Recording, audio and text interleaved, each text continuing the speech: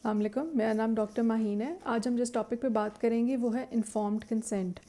आम ज़बान में इन्फॉर्म्ड कंसेंट का मतलब होता है कि ये एक एग्रीमेंट होता है जो डॉक्टर और पेशेंट के दरमियान में होता है, जिसका मतलब ये होता है कि पेशेंट डॉक्टर को इजाज़त दे रहा है कि वो डॉक्टर पूरी तरह से उसका मुकम्मल चेकअप कर सके। इस मुकम्मल चेकअप के अंदर उसको हाथ लगाने की इजाज़त देनी होती है और उसको इलाज की पूरी इजाज़त देनी होती है। लेकिन जब तक पेशेंट आपको इजाज़त नहीं देगा, आप उस वक्त तक पेशेंट का इलाज नहीं कर सकते। अब ये जो एग्रीमेंट होता है ये ओरली भी हो सकता है, ये वर्बली भी हो सकता है, ये किसी जेस्चर के थ्रू भी हो सकता है और ये रिटन भी हो सकता है। जो ओरली और वर्बली होता है उसकी एग्जांपल इस तरह की है कि हम मरीज़ को कहते हैं कि हमने आपका थर्मोमीटर से आपका टेम्परेचर चेक करना है, वो कहेगा जी ठीक है कर लें, ये ओरल कंसेंट हो गया।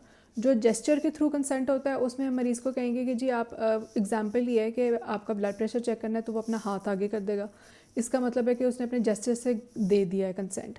तीसरा जो रिटन कंसेंट होता है वो यूजुअली जैसे सर्जरी के प्रोसीजर्स होते हैं या जो हाई रिस्क पेशेंट होते हैं उनके लिए हम रिटन कंसेंट लेते हैं, जिसके अंदर सारी बात क्लियर लिखी हुई होती है कि ये हम इलाज कर रहे हैं, इसके इलाज का फ़ायदा ये है, इस इलाज का नुकसान ये है। इस हिसाब से हम मरीज़ से कंसेंट लेते हैं। अब वो कौन लोग होते हैं जो कंसेंट दे सकते हैं? पहले नंबर पे वो लोग होते हैं जिनका कोई ज़हनी या दिमागी मसला नहीं होता और वो पाकिस्तान मेंटल हेल्थ एक्ट के अकॉर्डिंग 18 साल से ऊपर के पेशेंट होते हैं जो माइनर में नहीं आते। ठीक। दूसरा, कंसेंट बग़ैर किसी थ्रेट के, बग़ैर किसी प्रेशर के, किसी के भी प्रेशर में आए बग़ैर, चाहे वो डॉक्टर हो, चाहे वो आपका अटेंडेंट हो, चाहे वो मरीज़ के रिश्तेदार हो, चाहे कोई भी हो, वो जो कंसेंट होता है वो वॉलंटरली मरीज़ देता है। उसकी इजाज़त के बग़ैर आप उसके साथ कोई भी ना उसका इलाज शुरू कर सकते हैं, ना उसको कोई दवाई दे सकते हैं, ना उससे कोई सवाल जवाब पूछ सकते हैं। चौथी चार्ज ये होती है कि आप जब भी आप मरीज़ को कंसेंट आप मरीज़ का लेंगे, उससे आपने आपको उसको पूरा तरीका इलाज बताना है कि मैं किस तरीके से इलाज शुरू करूँगा, इस दवाई के इफ़ेक्ट क्या है, इस दवाई का साइड इफ़ेक्ट क्या है, इससे आपकी फ़ंक्शनैलिटी पे क्या असर पड़ेगा और क्या असर नहीं पड़ेगा, इससे आप क्या काम कर सकते हैं, क्या काम नहीं कर सकते। आखिरी बात ये है कि आप मरीज़ से हमेशा एंड पर ये सवाल ज़रूर पूछेंगे कि क्या आपको मेरी बात समझ में आ रही है। अगर मरीज़ कहे कि मुझे आपकी कोई फ़लानी बात समझ में नहीं आई, तो वो बात आप उसको दोबारा से एक्सप्लेन करेंगे। इस तरीके से हम इन्फॉर्म्ड कंसेंट का ये तरीका होता है और हर हॉस्पिटल के अंदर इन्फॉर्म्ड कंसेंट का पूरा एक परफॉर्मा होता है जिसके ऊपर हर चीज़ लिखी गई होती है कि हर चीज़ की ज़िम्मेदारी अटेंडेंट के ऊपर या जो बंदा साइन कर रहा है कंसेंट, यूजुअली वो पेशेंट ही होता है। लेकिन अनलेस के पेशेंट, जैसे मैं आपको आगे बताऊंगी वीडियो में कि कौन सी वो एक्सेप्शंस हैं जिसके ऊपर हम इन्फॉर्म्ड कंसेंट को ब्रीच कर सकते हैं या अटेंडेंट से ले सकते हैं, तो वो साइन यूजुअली पेशेंट ही करता है। अब वो कौन से रूल्स हैं या कौन सी एक्सेप्शंस है जिसके ऊपर इन्फॉर्म्ड कंसेंट को ब्रीच किया जा सकता है? कुछ ऐसी सिचुएशंस होती हैं, हमारे पास आ जाती हैं, जिनके ऊपर हम मरीज़ से कंसेंट नहीं ले सकते। फॉर एग्ज़ाम्पल कि अगर कोई पेशेंट आपके पास रोड ट्रैफिक एक्सीडेंट के साथ आया है, अनकॉन्शियस आया है, उसके साथ कोई अटेंडेंट नहीं है, तो उस वक़्त आप ये इंतज़ार नहीं करेंगे कि मरीज़ होश में आए। मरीज़ को होश में आपने लेके आना है। मरीज़ के साथ जो डीलिंग है वो आपने करनी है और देखना है कि किस हिसाब से, किस तरीके से आप उसकी हेल्प कर सकते हैं।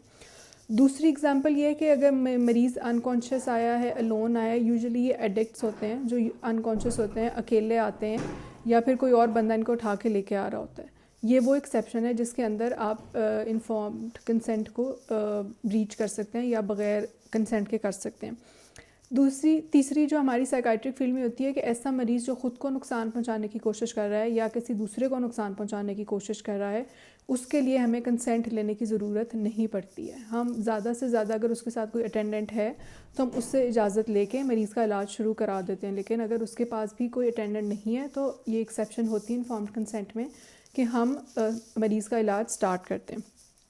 उसके अलावा कुछ लाइफ सेविंग मेजर्स होते हैं जिसके अंदर आपने मरीज़ को, जैसे कोई सीपीआर के लिए आ गया, कोई बहुत ही इलनेस के साथ आ गया, सिवियर इलनेस के साथ, जिसमें मरीज़ अपनी इलाज आपको इजाज़त नहीं दे पा रहा होता कि किस आप मेरा इलाज करें, उन सिचुएशंस के अंदर हम इन्फॉर्म्ड कंसेंट को छोड़ के हम आगे मरीज़ के इलाज के ऊपर जाते हैं। चौथी और आखिरी बात ये कि 18 साल से कम उम्र के जितने भी बच्चे हैं वो पाकिस्तान मेंटल हेल्थ एक्ट के अकॉर्डिंग माइनर के अंदर आते हैं। उनका जो कंसेंट है, उनका कंसेंट उनके पेरेंट्स देते हैं यूजुअली। तो हमने उनसे कंसेंट, अगर उनका कोई इलाज करना है किसी बच्चे का तो हम पेरेंट्स से कंसेंट लेते होते हैं, हम डायरेक्ट मरीज़ से कंसेंट नहीं लेते। ठीक है। फिर होती है एक बात होती है कि इम्पेयर्ड मेंटल कैपेसिटी। इसका मतलब ये है कि मरीज़ को समझ ही नहीं आ रही है कि आप बात क्या कर रहे हैं। इसका मतलब है कि उसका जहन जो है वो इस तरीके का है, या उसको कोई जहनी नफसियाती बीमारी है जिसकी वजह से वो समझ नहीं पा रहा कि वो बीमार है या उसको इलाज की ज़रूरत है। ये वो तरीके हैं कि ये वो वजूहात हैं जिनकी वजह से हम इन्फॉर्म्ड कंसेंट नहीं लेते, या अटेंडेंट से ले लेते हैं अगर पेशेंट के साथ कोई है, वरना फिर हम डायरेक्ट इलाज शुरू कर देते हैं। या फिर बहुत ही कोई शदीद किस्म की संगीन सूरत हाल पेश आ जाए जिसके अंदर इलाज करना मरीज़ के लिए बहुत ज़्यादा ज़रूरी हो जाए, तो हम उसके इन्फॉर्म्ड कंसेंट के बगैर कर लेते हैं। लेकिन बाकी सारी सिचुएशंस के अंदर इन्फॉर्म्ड कंसेंट के बगैर आप मरीज़ से उसको ना हाथ लगा सकते हैं, ना आप उससे कोई पर्सनल सवाल कर सकते हैं, ना आप उसका इलाज शुरू करा सकते हैं। अब इन्फॉर्म्ड कंसेंट देने से पहले कुछ सवालात होते हैं जो मरीज़ आपसे पूछते हैं।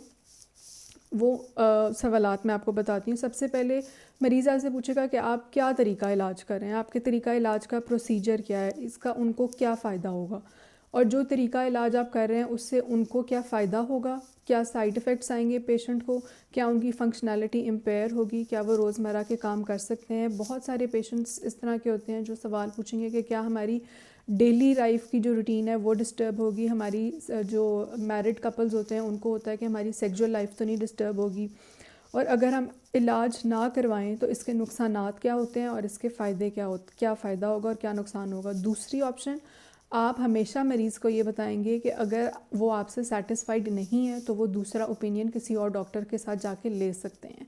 ये सारे वो सवालात हैं जो मरीज़ आपसे पूछता है। इसके अलावा मरीज़ आपसे अगर टाइम भी मांगता है कि आप हमें कुछ टाइम दें सोचने के लिए कि हमने ये वाला इलाज करवाना है या नहीं करवाना।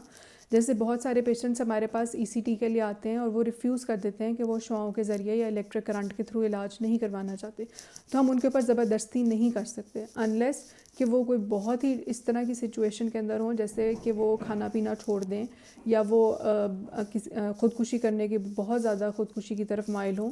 तो उन लोगों के अंदर तब भी हम दूसरे साइकाइट्रिस्ट की ओपिनियन लेके तब हम आगे चलते हैं। इस तरह बग़ैर इजाज़त के हम कभी भी ECT भी नहीं देते।